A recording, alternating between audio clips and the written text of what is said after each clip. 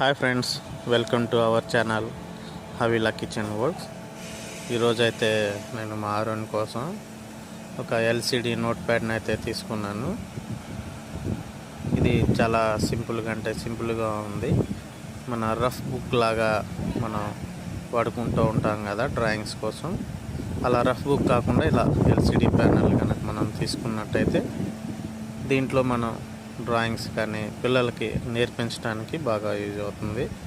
దీనికి వెనుక పక్కన ఒక స్విచ్ అయితే ఇచ్చాడు. స్విచ్ ఆన్ చేసుకొని ఆ స్టిక్తో కనుక మనం రాసుకొని ఇదిగో అలా డిలీట్ బటన్ నొక్కితే మనం రాసినవన్నీ పోతుంటవి.